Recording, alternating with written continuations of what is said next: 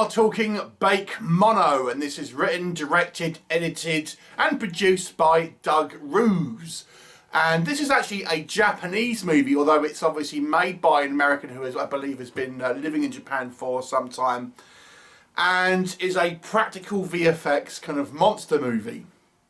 So, what's the story? Well, it focuses on this Airbnb, which is a little bit run down, a little bit dilapidated, and it has a variety of guests which come and stay at this place. And they're kind of like the landlord is this kind of older guy, and when people stay there, they're effectively either kind of influenced by some type of creature that seems to be also in this apartment, or directly attacked at some point.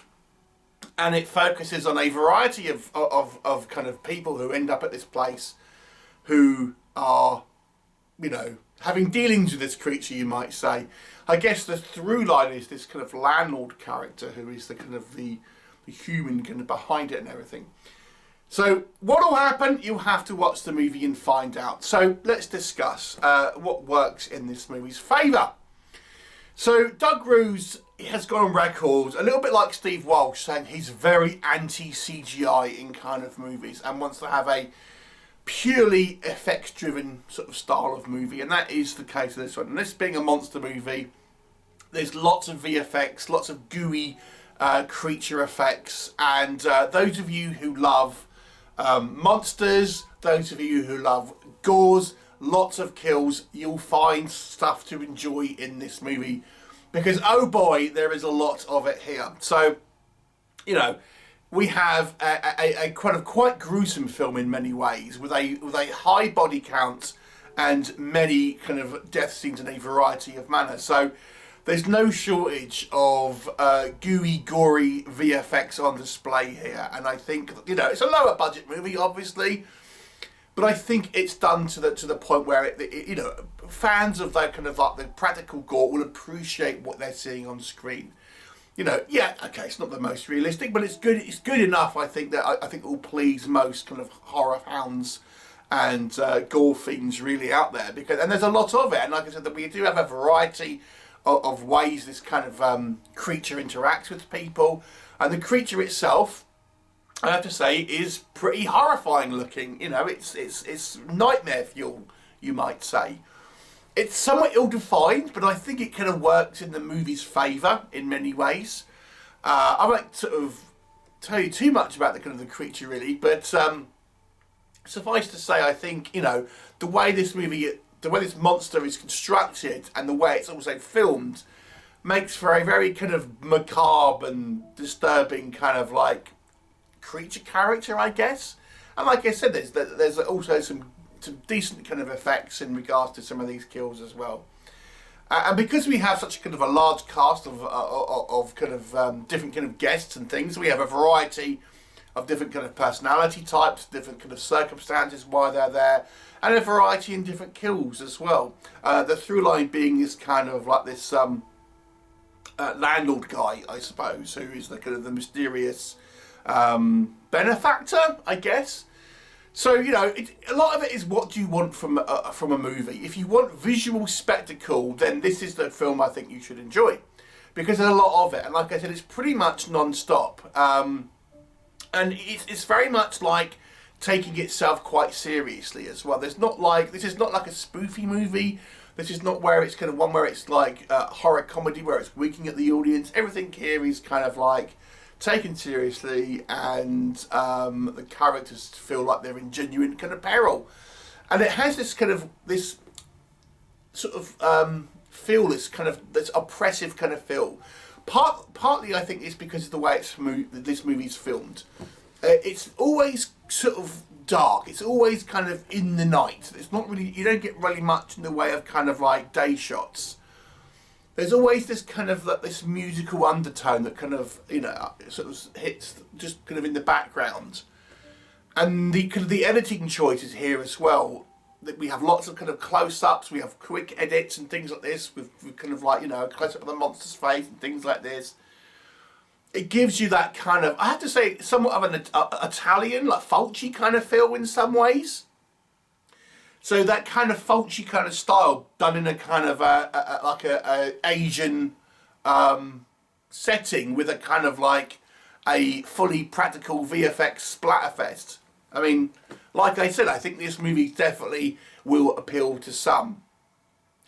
Do I feel this movie has any downside? Well, I've said this many times before. Where you have one filmmaker, which is essentially the controlling force between, behind a film, I feel sometimes they can be a little blinded by their own ambition.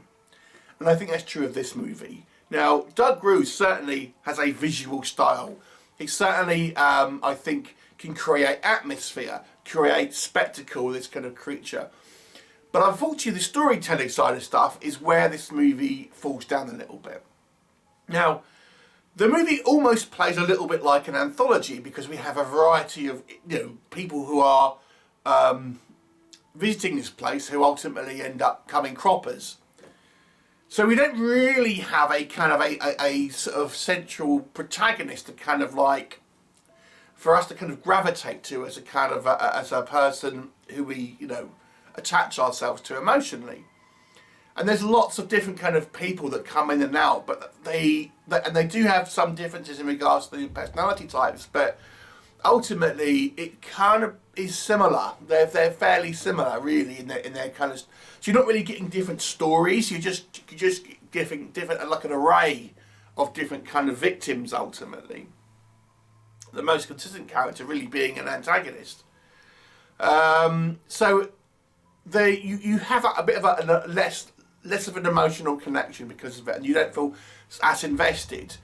Also, the movie has it tries to do this kind of non-linear storytelling. So we have kind of sequences not in order, and the editing, although I think is effective for creating this kind of like oppressive feeling, it makes it feel erratic sometimes. There's just like really quick cuts and you don't really know what you're looking at. So as a story, as a narrative, it's a little incomprehensible, I have to be honest with you.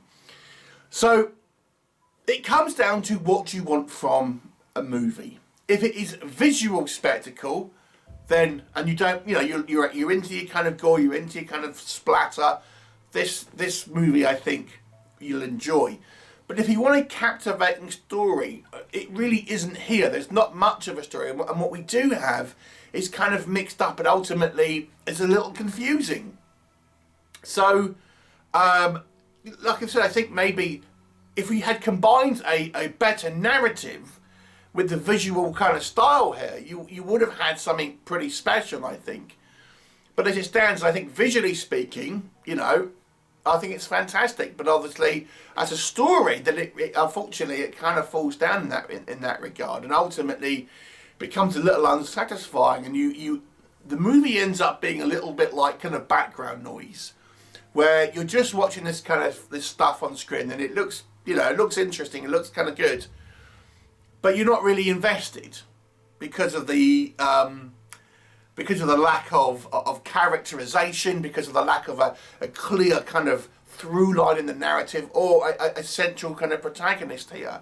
And really, ultimately, the story is very kind of slight as it goes anyway.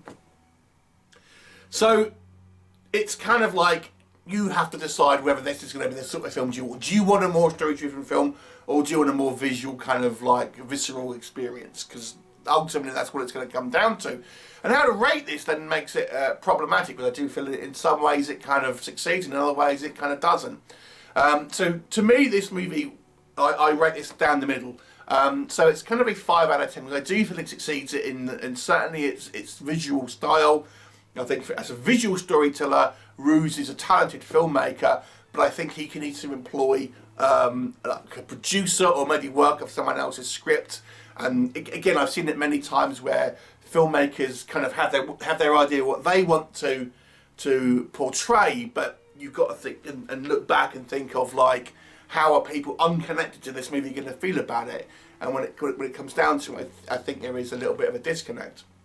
So for me, it's a 5 out of 10, which is kind of my average score. But like I said, I do think this movie vastly succeeds in some areas but falls short in others. So, you know, when it comes out in the wash, it's a 5 out of 10 for me. Have you seen it? What did you think of it? Please do let me know, and I shall look forward to you next time. Bye for now.